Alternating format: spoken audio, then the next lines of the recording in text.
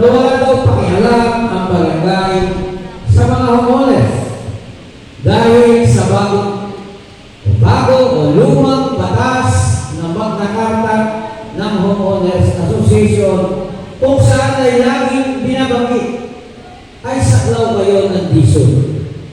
Subalit ninyo pong tatandaan na bago po kayo matalisod o talisuin ng television ay dapat po kayo'y mga rehistrado Homeowners Association. Kahit man po kami, huwag niyo pong ipagtatampo. Kung lahat po kayo ay aming iniimbitahan sapagkat tayo po ang ating layunin ay pagkakaisa at pagtutulungan.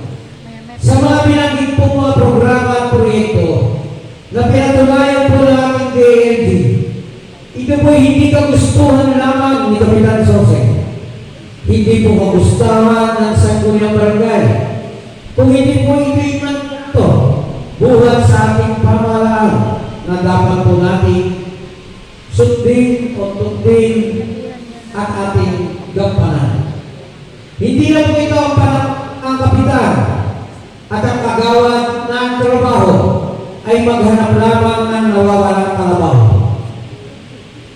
Mag-ayos ng nag-aaway na mag-asawa at kung maganda yung babae, ay ibahay ni Kapitan.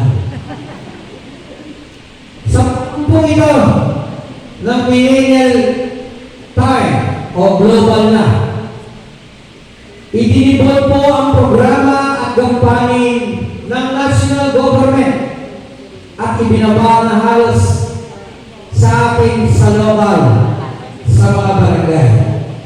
Ganon din po yung tinitin ibinibigay ang pondo. Subalit dahil nga po ng nakaraang pandemic, ang ating pong barangay ay nabawasan ng malaking halaga na halos mahigit 7 milyon na sana po ay panlaan natin sa ating mga programa at proyekto para sa lalong ikaunlad ng barangay kaibigan. Kamukha po sa mga gawain pang barangay. Alam ko po na ang bawat homeowners mayroong mga request. Subalit kami po ay nagpa-prioritize lamang. Inuuna po namin yung mga higit na pangangailangan. At yung pong iba ay amin pong inilalapit sa ating mahal na kongresista, kay Ate Rita, at sa ating mahal na pumungusok. Kaya naman po doon sa Marisa po mapalad po sila, bagaman ang pondo ng ating provincial capital para po sa kanilang covered court ay may kulang na requirement. Subalit sa tanggapan po ng ating mahal na punong o ng ating mahal na kongresista ay kasalukuyang pong ginagawa na. Subalit kami po tumigil dyan sapagkat ang pondo po ng ating mahal na gobernador ay sayang kung mababalik sa kabang ng lalawigan o may sa ibang bayan o ibang barangay. Kaya po ang ating ibang homeowners, ang alam ko, nagsabit na ba ang phase 2? Nagsabit ka na phase 2 o alis na? Dahil pwede pong mailipat doon ang covered court na yan. Agad kami po, kung mayroon kaming sapat na pondo, mamatawisin din po namin na ibigay sa inyo ang inyong pangangailangan na mayroon din po kayong mga pulungan o sinuman na katulad nito. Sa mga gawain pa rin po pambarangay, sa ating pong health, ang ating pong health center ay apat. Meron po tayong naging pagkukulang para po gamit ng pondo ng ating senior citizen. Usahan ito po ay sa 3 cluster. Meron po konting pagbabago sapagkat ngayon po, ito po ating ipinapag-usap sa ating mga homeowners din. Tulungan niyo po kami. Aktibo o hindi aktibo ang isang senior citizen sa programa po natin sa taong ito at sa mga susunod na taon pa. Kailangan po matala ang lahat ng senior citizen sapagkat sila po ay mayroong karapatan sa 1% pondo buhat po sa ating sangguniang barangay o sa ating pondo mula po sa national government na pinadadaan sa kaya. Huwag naman po magtampo yung 3 cluster sapagkat hindi po namin kayo iiwanan. Patuloy po namin ibibigay ang mga serbisyo na para sa inyo. Ang ating naman pong gagawin, palalawakin natin ng higit ang serbisyo para sa ating mga senior citizen. Sa ating naman pong mga solo parents at ganoon din sa ating mga PWDs, kasama na po yung ALS. Yan po ay ating ilangan ng pondo at mayroon pa po tayong programa dyan na pagdaragdag doon po sa ating 2 bagong building. Ang building po ng ALS na ginagamit ay ang 3rd floor ng Barangay Kaibigan at ang Marisa 2A 2nd floor. Kasama po natin doon ang homeowners ng Marisa 2A sa ating pong memorandum. And ngayon po, na building building na yun ay magamit din ng ALS. At doon po sa isa nating bagong building na ginagapit po ngayon ang ating bakery unit po natin doon ang kaber, pero ipagpapatayo po natin sila ng mas maayos pa na opisina at headquarters doon po sa tabi ng ating health center sa tapat ng AR. For peace and order purposes, lalagyan po natin yan ng isang satellite barangay satellite office na mayroong radyo, na mayroong radio base para nakakontak po sa barangay at saka po sa MRF. Ano po po ang kasunod? Ang hulukaban o ang ating po Del Monte Heights, kung alin po sa dalawa ang pwedeng ma-negotiate at magkaroon ng lugar, ibabalik po natin ang programa na tayo magsimula ng 2002 na mapaglahok na upang ang tagong ay matabasa. Ang lahat po ng homeowners ay ating pinag-iusapan.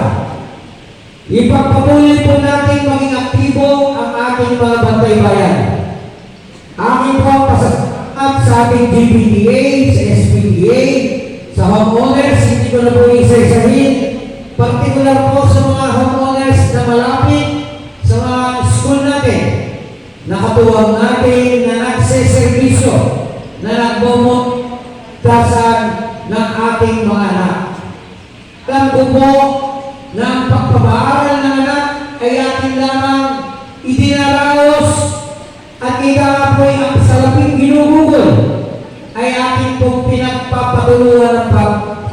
Subalit kung umuwi na nadisgrasya, nasaktan, at higit sa lahat, ang pinakamasakit ay namulesya ang ating anak dahil madilim, masukal ang ating lugar na mayroong mga kabarangay tayo o mga dumadayong kakitong lugar nalulong sa masamang bisyo na maging ang ating mga anak ay maging biktima ay para po yung punyal na makirot na itinuturo sa puso ng bawat isang magulang.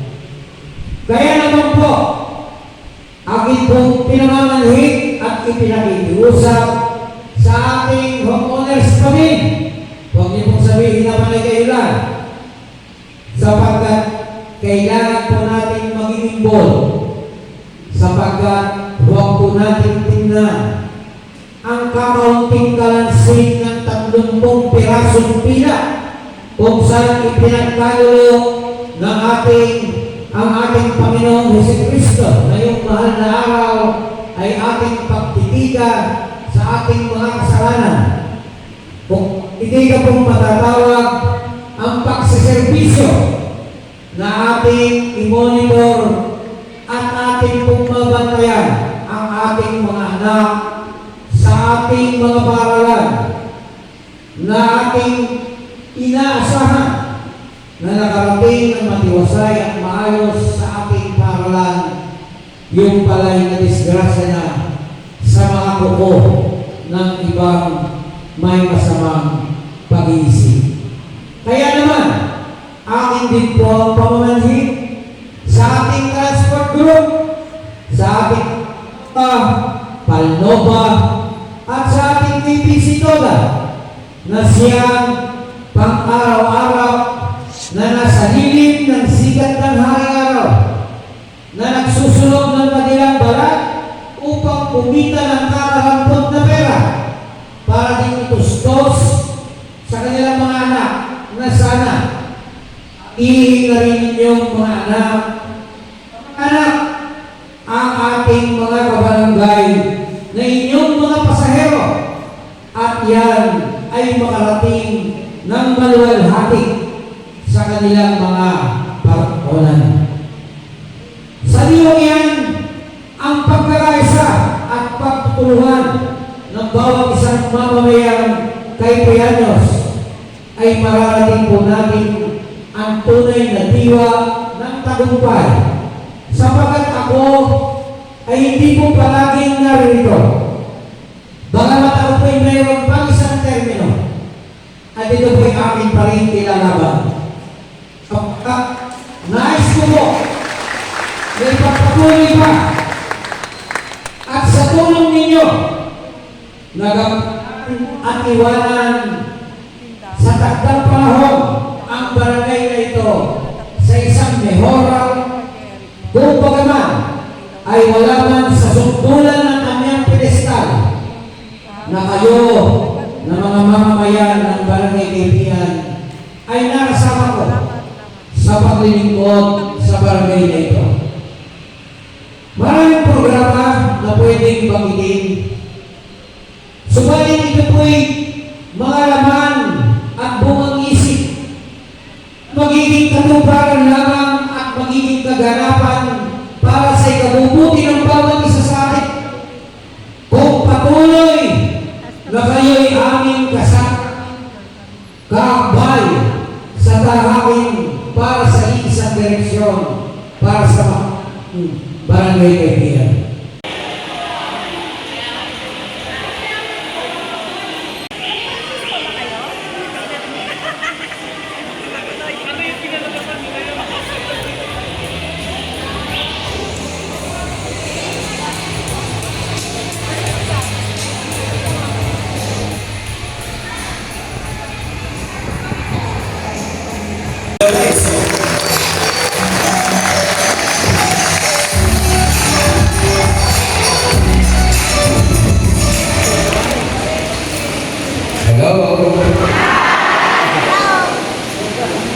Na-respond yung ngayong nag-subject na.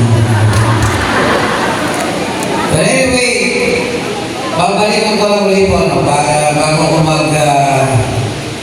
magkulat o nakita na ninyo. Ang gusto ko sana ay more on projects and na-implement pa po natin sa akin po nalalamin. Ilang taon na lang ba ako sa servisyo? Wala nang 2 taon. So, una po sa lahat, nais ko po kayong pasalamatan dahil ang inyo po napakagandang oras na ibinigay niyo po sa ating sa barangay para po dumalo dito sa ating isang payak. Siguro po sa lahat ng barangay assembly ng barangay Kaibigan, ito po yung pinakasimple sa lahat. Nais ko po kayong pasalamatan na una, nais ko po kilalanin ang ating mga SK kagawad na narito na sa pangunguna po ng ating SK Chairwoman na si Princess Isa de Vera. Nandito po si Joseph Ann ng Langit, SK kagawad. Nasa na yun? Para makilala kayo ng ating mga kabarangay. SK Kagawad Linya Peray. Kayo, para makilala kayo. Kasi kayo yung mga papalit sa amin. SK Kagawad Aliyah Kayla Dasal. Ayun yung nagdasal kanina doon kung hindi ka makapapalo ng mga dinisisyon nyo. No? SK Kagawad Gabriel Moragas. Sana kasama kami, hindi mo may inaya. SK Kagawad Giancarlo Flores. Nasaan si Giancarlo? Wala pa? SK Kagawad Angelica Marie Luis. Yun. SK Kagawad Paul Ezequiel Velasco.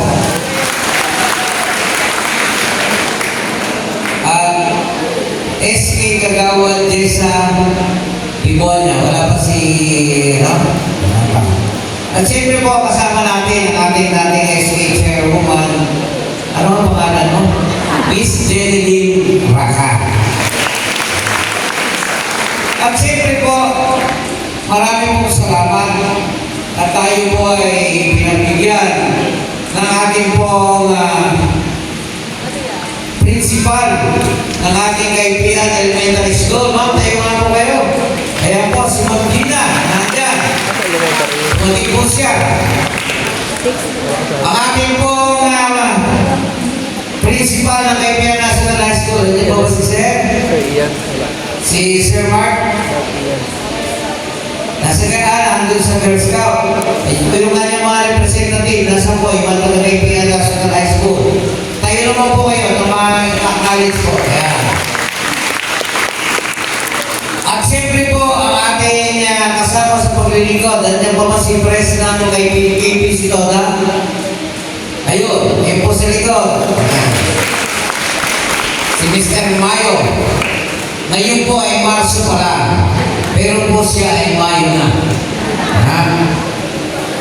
Kasama rin po natin ang iba't ibang pangulo ng ating, hindi ko na po isa-isahin para hindi masyado bumaba. Tayo na nga po yung mga pangulo pang nandyan.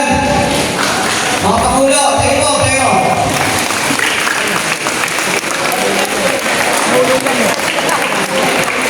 Ang ina po, marami po sila. Alam ko po, magsisipaglaro kaya. Kaya naman na yung iba. Tama.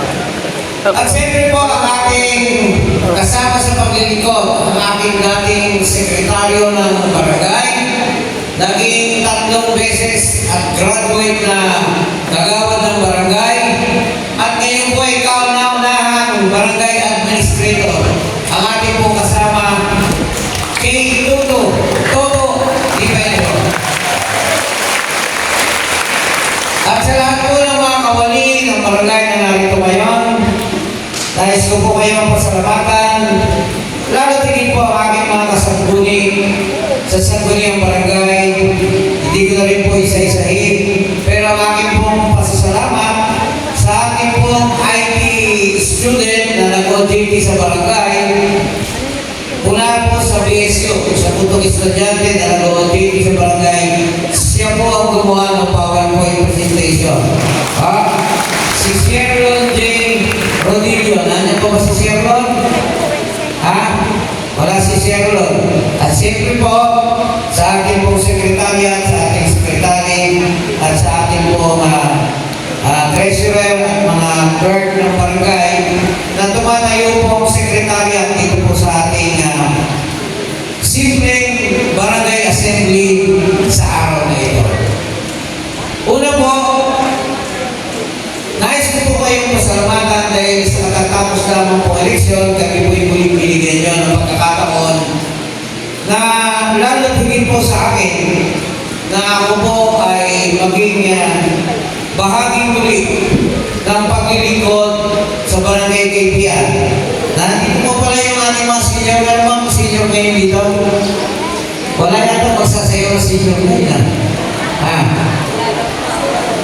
Yung ating PWDs, siyempre po yung transport group, solo parent, napakita na po yung 6 schools, at siyempre yung mga HOA. Ako po ay mahigit na lamang 1 taon sa aking pong panunungkulan sa barangay. Sa ayaw ko naman po at sa hindi. Kumbaga po sa kasaysayan, ang pahina po ng aklat ng paglilingkod ni Kapitan Jose bilang punong barangay ay nahando na po sa mga huling pahina ng yugto ng aking paglilingkod. Subalit hindi po yan ang nahulugan na kung nalalapit na yung aking pagbaba sa aking tungkulin, ay matatapos na rin ang aking paglilingkod at marumdum na pagnanasa na ibigay ang karampatang serbisyo sa ating mga mamamayan. Kamukha po ng napakita kami na yan po ay ilan lamang sa mga programa na ating nagawa noong nakaraan at sa sumunod na unang halos 3 buwan pa lamang po ng aming pag-upo bilang mga bagong halal na lingkod ng ating barangay. Kaya ko po baga nabanggit, ang nais ko po yung mga susunod pa at ang aking pong mga iiwanan ng mga programa at proyekto sa sino mong pong mapalad na magpapatuloy ng aking pong nasimulan ng mga programa. Una po, ngayon po sa ating mga programa, sa ating health, mapalad po ang ating barangay kaibigan sapagkat isa po tayo sa napili ng Department of Health upang magkaroon din tayo ng isang makabago at maayos na health center. Nais po nilang i-improve at maging DOH certified ang ating health center. Subalit hindi po doon natatapos ang pangarap ni Kapitan Jose at ng buong sanggunian. Ang barangay po ay bumili ng lupa upang pagtayuan ng isang city health center na mayroong regular na doktor at mga midwives at nurses, hindi lang po mga beautiful health worker ang makikita po natin na patuloy na magbibigay ng serbisyo sa ating mga mamamayan. Ang barangay kaibigan po, ang sanggunian, ay nag-approve ng isang resolusyon na ginawang ordinansa upang makabili po tayo ng lupa at yan po yung nabili na natin. At kanina lang po, approve po muli sa sanggunian ang ating pong proposal na makabili muli ng isang malaking lupa upang tayuan po ng additional barangay government center na magiging pakinabang ng lahat ng mga mamamayan ng barangay Kaibigan, partikular po ang Kaibigan National High School at Kaibigan Elementary School. Ano po ito? Isa pong mini convention center na itatayo po natin sa May Carissa 4A. Doon po sa Makati doon. At sana po, huwag pong magbago ang isip dahil kulang po yung ating budget doon. Lahat ng ginaplano po namin na kung tayo papayagan ng ating sanggunian, yung pong kakulangan para one-time payment lang ay ating pong i-loan para po yun ay mabayaran. Nakita po ninyo ang ating barangay development fund na ngayon po ay bumaba, 9 million lang. Kung nakita po niyo yung data from 49 million, nung sumunod po na taon ay 42 million, ngayon po ay 45 million. Bakit po?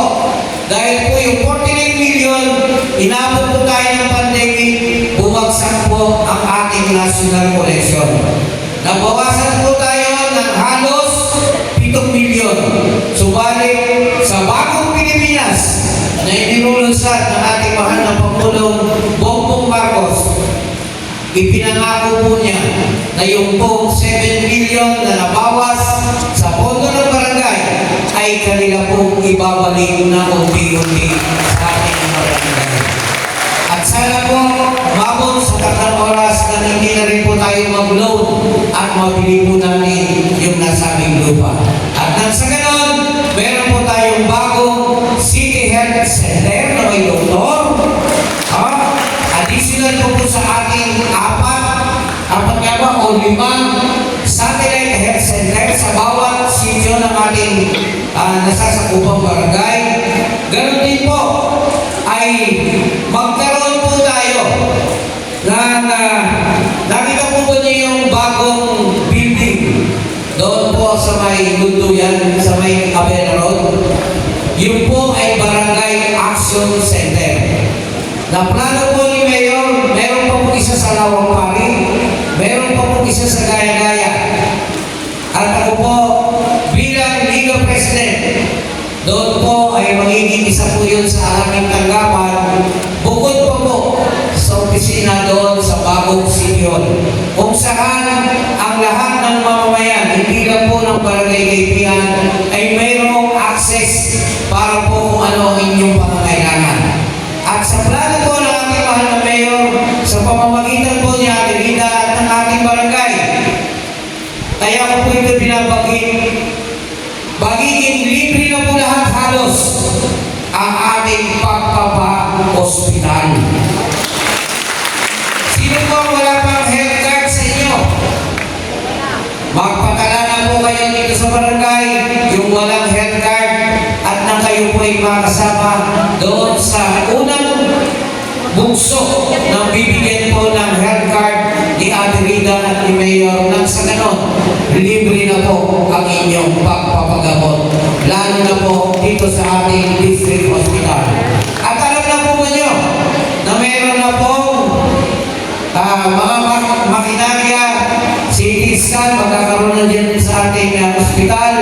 Pati po yung, anong tawag doon sa, hindi lang x-ray, yung may cancer, tinigay mo ba yun? May magkakaroon na rin po dyan. At alam ko po, nilaunch na ng panawin po natin ang ating Secretary ng Health, si Secretary Ted Herbosa. At alam po ba niyo kung gaano kabagyo o kalakas na ating doon? Ang Undersecretary po ng Health ngayon ay ang kapatid ni Ate Rita. Kaya po, bagyo po tayo sa Del dito. At yan naman po yung nais natin samantalahin. Bakit po? Sino ang makikinabang? Tayo dito sa Barangay Kaipian at sa buong lungsod ng San Jose del Monte. Ano po yung mga programa po natin? Kaya po kayo natutuwa at nandito po kayo mga homeowners, mga pangulo. Ito po for the hindi naman po siguro ito yung first time, alam ko po nung dati, sumasama na rin po kayo sa amin.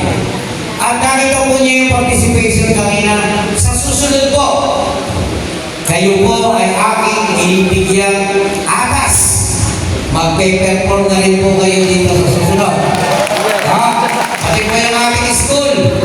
Kasi po bilang tayo katuwang ng ating mga paaralan. Meron po tayo ibibigay na scholarship program. Tayo po sabihin, maliit na halaga lang para sa ating mga bata. At yung po maliit na tulong na yan, pag napagsama-sama, malaki po yan.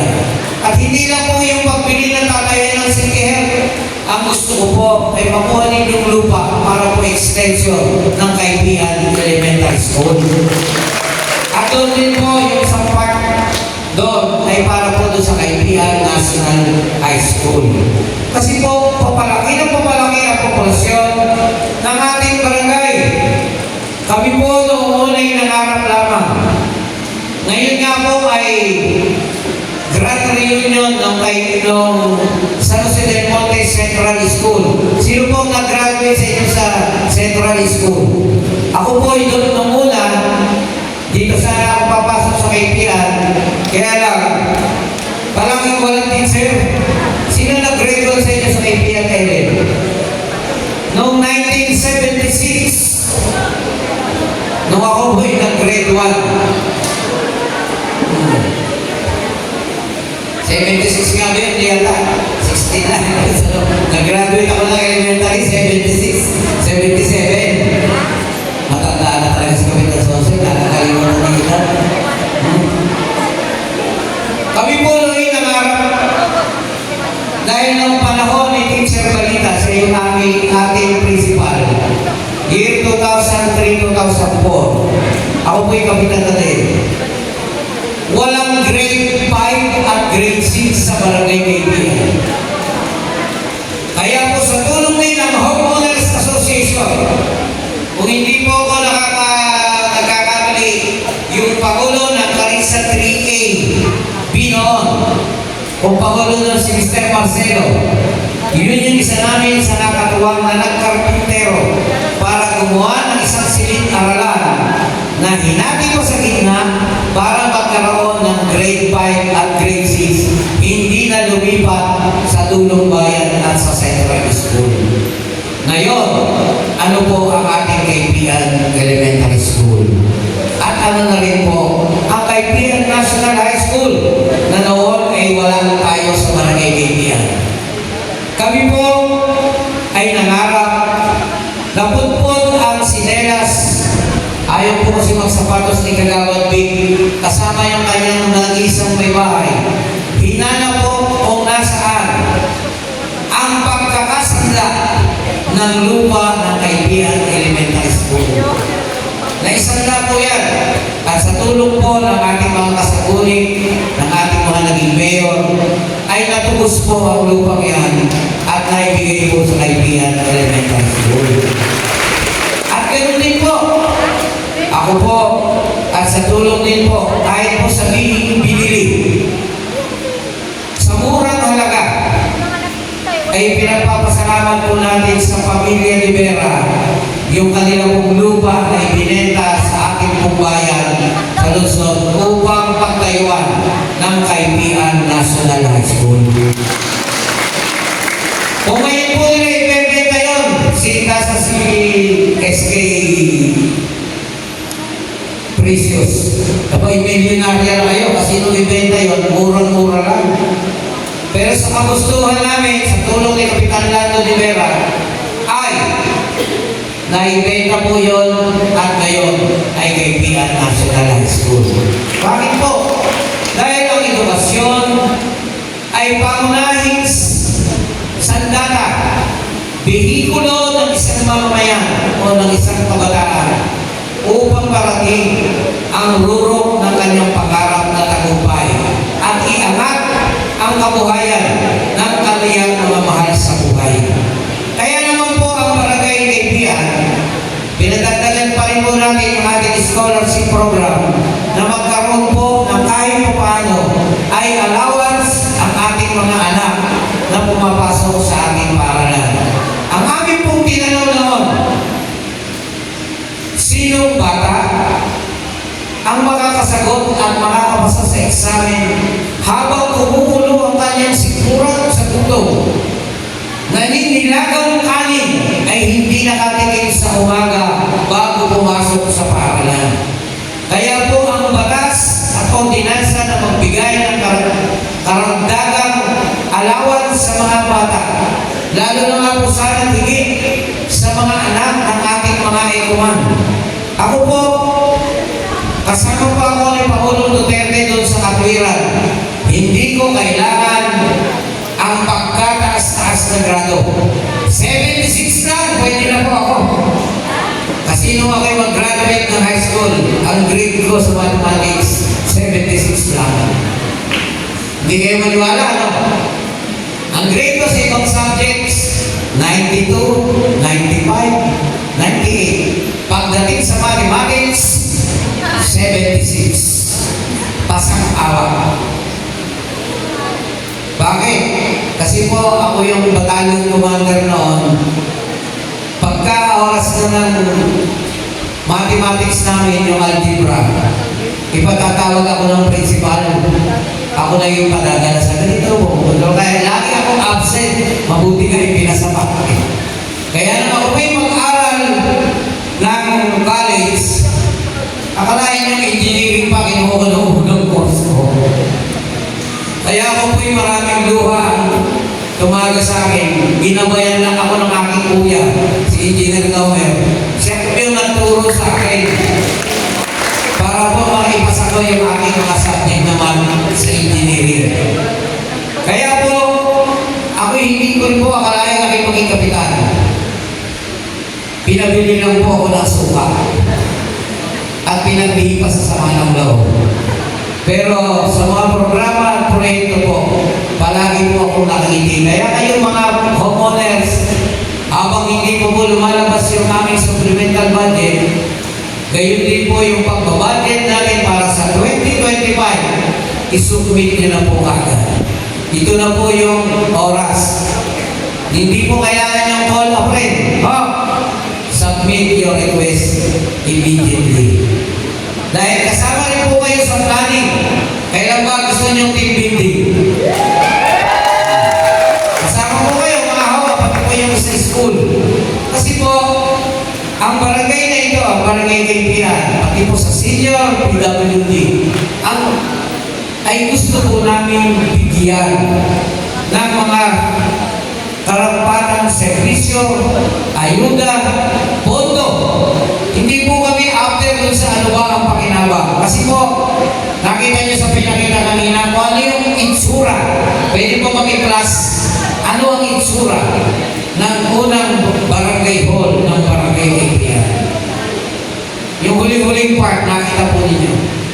Yan po hindi dahil magaling sa kapitan. Ito po'y dahil ang lahat ng mamamayan ng barangay Kaibigan ay patuloy na nakikipagkaisa at nakikipagtulungan. Ang lakas po namin ay hindi sa amin galing sa inyo po at ang mga programa at proyekto sa inyo rin po manggagaling. Dahil tulad ng mga homeowners ng mga Pangulo, nalulungkot lang po ako bakit kumisan nag-aaway pa kayo sa posisyon. Huwag niyo po pagawayan yung pwesto. Kung sino po yung nanalo, tulungan po natin. Bakit po? Dahil ang ikabubuti po ng inyong kasasakupan na homeowners ay kapakinabangan at kabutihan ng bawat isang mamamayan na inyong nasasakupan. Ganon din kabutihan at kaunlaran ng buong barangay at kagaangan naman po sa trabaho ng inyong mahal na punong barangay at ng mga kagawan.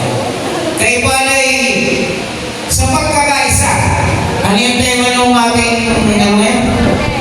Ayan, barangay at mamamayan sama-samang nagtutulungan sa pagtataguyod ng maayos, maunlad at mapayapang pamayanan tungo sa isang bagong Pilipinas. Nandito na po tayo sa isang bagong barangay KPR. Hindi na yung kay Abi. At alam din po ba nyo na yung history ng barangay KPR? Alam ba ninyo yung history ng barangay KPR? Yun po ay approved as part of the historical record na nanglunsod ng San Jose del Monte. Mula sa kay Abi o kay Pia na ngayon ay barangay KPR kung saan unang pinanahanan ng ilang pamilyang taga-KPR na ngayon ay binubuo ng napakaraming mamamayan na iba't ibang lugar ang pinanggalingan. Kaya nga nabuo yung Pinakbet Festival ng Barangay KPR. Kaya po sa October, mas hindi po ganito ang ating reporting. Mas detalyado at lahat po ay magpaparticipate. May araw ang transportation, isang araw. May araw ang homeowners ng isang araw o isang gabi. Ang kabataan ay ganoon din. At lahat po ng sektor natin ay mayroon. At iipunin po natin lahat ng activity sa araw ng Sabado hanggang kinabukasan ng Linggo ng umaga na kamukha ng ginagawa natin noong araw. Sino yung naka-experience sa inyo noon ng ganoong program ng Barangay KPR? Hindi nyo na-experience yun? Ha? Kaya yung mga hawak nagluluto ng pinakbet, ay magluluto kayo ulit. Ha? Kasi ayaw ko lang mag-report pa nung iba dito, nakita nyo na. Gusto ko yung gagawin na lang natin sunod-sunod. Oh? Lahat ng faces. Yung walang ilaw, lalagyan natin ng siga para magkaroon ng ilaw. Yung lahat ng maruming barangay bases, may programa po ni Lulsan at sinasabi ni Kagawad Jong. Supposed to be po dapat may presenta namin ngayon.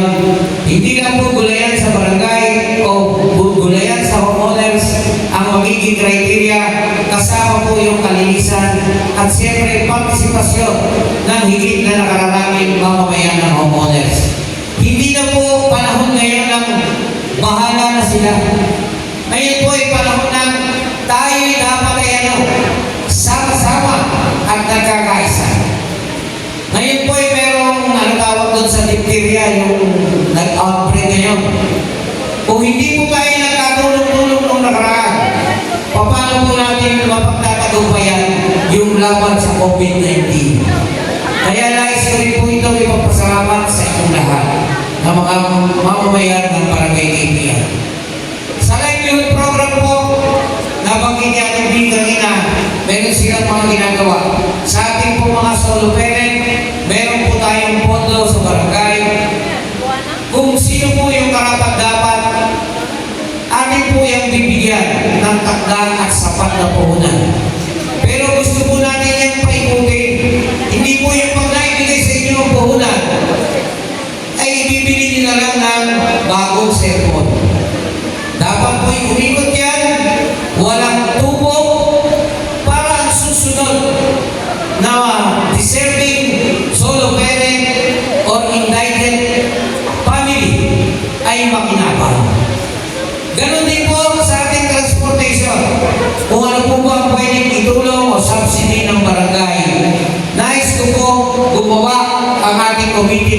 Transportation ng tulong sa ating transportasyon. Ako po ay nalulungkot na natutuwa. Bakit? Dahil yung po ating mga kapatid sa TODA, alam ko po, hirap na hirap din po sila. Bakit? Pinasok po tayo ng mga dibdib na yung konti nilang kinikita ay nababawasan pa. Pero, yan naman po yung kasama sa progreso at mga programa na dapat tanggapin din po natin. Pero kaya gusto kong mag-draft ng resolution at ordinansa ang ating Committee ng Transportation. Hanggang sa gano'n ay makatulong din po tayo sa ating mga nasa sektor ng transportasyon. Halimbawa po, may pondo sila o may pondo tayo na makakuha sila ng mas murang mga gamit ng kanilang mga sasakyan. Ganon din po sa jeep. Meron pa tayong Pakuno ba dito o Pandawa? Ang laki po ng utang nila. Ako po pasensya na yung national government. Hindi po kasi ako pabor. Tama po yung modernization. Pero yung pagpapalit pa ng unit na tumatakbo pa naman para mamutang yung isang driver para makabili ng jeep na minibus. Ako po hindi pabor dyan. Kahit na po kayo mapagalitan. Ayoko pong ibaon sa utang ang isang driver. Kaya po, hanggang doon na lang yung akin kung ano po ang maitutulong po natin sa kanila, sa ating mga mamamayan. Sa sektor naman po ng agrikultura, kasama po natin si Kasamang Mar. Tayo po ang nanalo sa gulayan hanggang panlalawigan. Number 2 nga lang po tayo. Tinalo po tayo ng bayan ng San Ildefonso. Barangay, ano yun? Malipampang. Nung barangay Malipampang. Kaya lang po, yung kapitan ng barangay Malipampang, nung nakarang eleksyon ay natalo bilang kapitan. Tayo po yung number 2. Kaya dapat tayo ang number 1 sa susunod. Kaya sinachallenge ko po yung ating mga nasa sektor ng agrikultura, mag-double effort pa po tayo. At yung ating mga daycare, sila po yung nakatuwa natin ang gusto doon. Gawin na po natin yung best effort at bago man lang po bumaba si kapitan, ay maging number 1 ulit tayo sa buong lalawigan ng Bulacan. Kasi po noong 2005, 2006, 2007, at noong 2013, ang Barangay Kaibigan po ay Hall of Famer sa Gawad Galing Barangay sa buong lalawigan ng Bulacan. At gayon din po sa ating lupong tagapamayapa sa LTIA 2004, 2006, 2007 at kung bumalik-buli tayo ng 2013, hindi po natin makuha yung first place. Hindi natin matalo yung Balanga Bataan. Hanggang ngayon, Balanga Bataan pa rin ang champion. Ngayon po, ang Tumumanga ang nagre-represent sa buong San Jose del Monte hanggang probinsya. Sabi ko po kasi sila naman. Pero ito pa rin po ang challenge ko sa ating mga lupong tagapamayapa. Dapat, kailangan mabawi natin ang poder ng pagiging number 1. Hindi lang sa San Jose del Monte at sa lalawigan ng Bulacan, kung hindi rating muli tayo hanggang sa Region 3. At meron akong balita na yun, hindi in-announce ni Sir, pero i-chismis ko sa inyo. Dahil po sa mga programa natin, compliance sa lahat ng ginagawa at sa tulong ninyo, ang Barangay Kaibigan po, hindi po ito inilalabas, i-chismis ko lang sa inyo. Tayo po ay pasado sa Seal of Local Good Governance sa mga barangay. Nakuha din po namin ito noong 2016.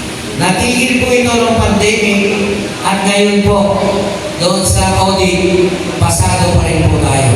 Kaya naman, ito po mga bagay na ito aking binabanggit dahil sabi ko nga po, hindi ko ako ay pababa na sa pwesto. Ay titigilan ko po ang pagsiservisyo at paggawa pa ng mga programa. Sa tulong ng ating sanggunian, sa tulong po ninyo, ito po ang ating pamana na iiwan sa bawat isa mamamayan ng barangay na ito. Lalo higit sa ating mga kabataan na siyang susunod sa aming mga yapak sa paglilingkod. Gayon din sa mga naroniting homeowners president na alam ko naman, kung hindi kayo may misyon, meron kayong bisyon. At siyempre, meron din kayong ambisyon. Di ba? Subalit, ang inyong misyon o ambisyon, ay gamitin inyong kalakasan hindi para makasagasa ng kasama sa paglilingkod, bagkus gamitin niyan na tagapay at sandigan para maibigay ninyo ang tunay at makabuluhang pagsiservisyo sa anumang sektor ng lipunan kayo naroroon na siyang magiging gabay ninyo sa pagtungo ninyo sa inyong tinatanaw na ambisyon sa mga darating na panahon. Ito po ay isang nagubiling sa isang nakatatandang kapatid, sa inyong kuya, sa inyong tatay, at sa inyong lolo. Dahil kasaysayan po ay hindi maaaring walang usapan. Ang isang awit ay katulad ng isang himig na pag sa chorus kailangan matapos. Kaya po sa inyong lahat ng mga mamamayan ng Barangay Kaipian, ang nais ko po ay kayo isama sa isang panibagong pagpaplano para sa pag-ugit ng Barangay Kaipian na iiwan natin sa ating mga susunod na mga mamuno ng barangay.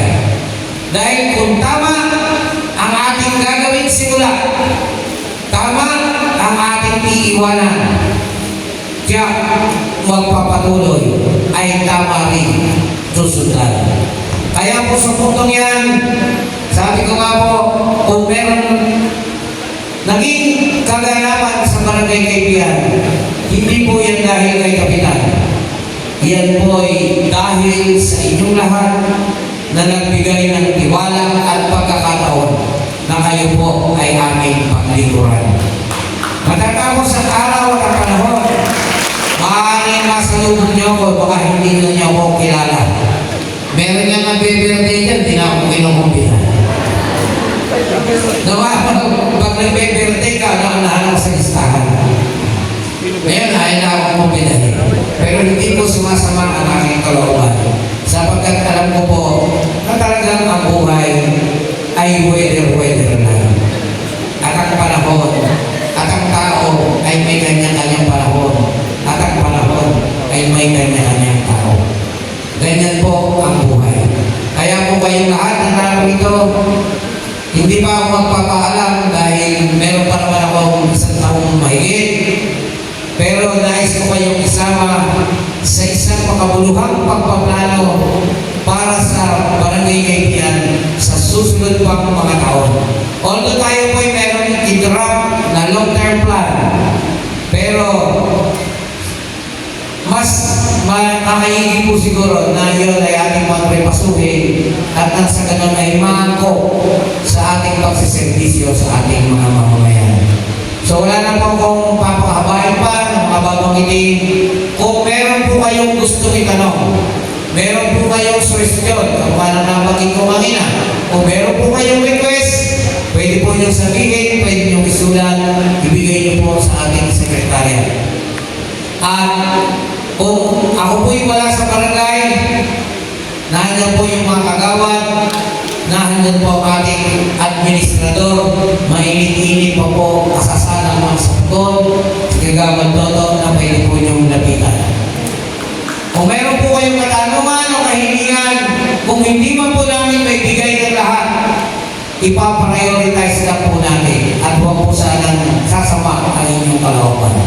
So sa diwa po yan, muli po, binubuksan ko po ang kapal sa mga mga paunang tanong, suhestyon, rekomendasyon na pwede po niyong ibigay para po maitama namin at madagdagan pa kung ano po ang kakulangan sa aming paglilingkod para po sa darating 1 taon at kalahating mahigit ng termino ni Kapitan Jose. Sa liwa po yan, magandang hapon po, upuhin po tayo at binubuksan ko po ang mapa sa inyo po tanong kung meron kayong gusto itanong. Sa kanyang barangay ay inanyayahan kung pagbibigay ang kanilang mga sertipito. Mano, Ingrasya.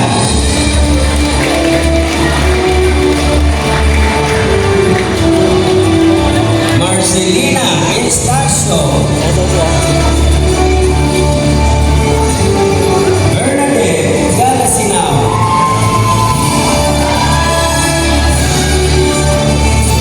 Imelda Yakap.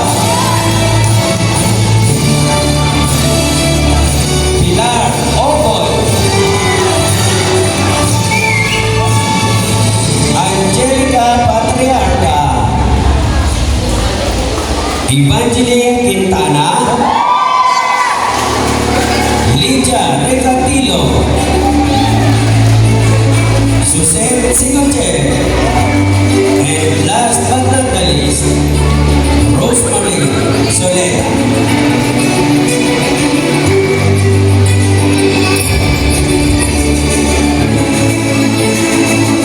Recommendation, 10%. Ang lahat, at dito po ay ina para sa kanilang gift pack, flower, certificate, and token of appreciation.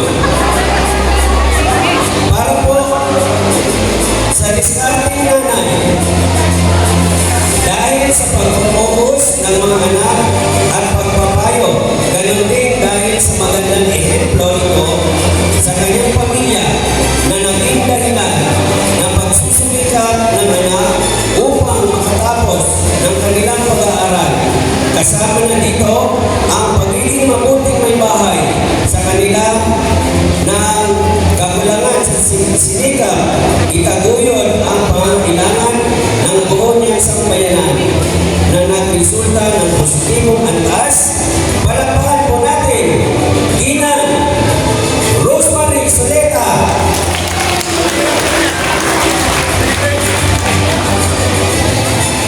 Ang sumunod sa kategoryang wala siya?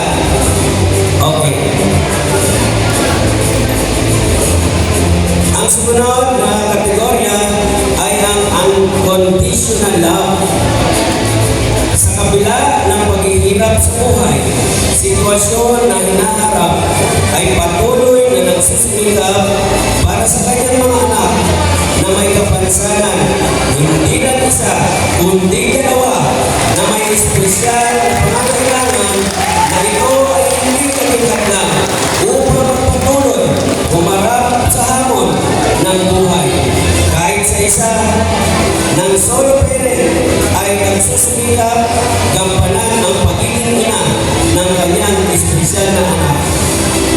Ibibigay natin ang parangal kay Ina Malu Ingrasya.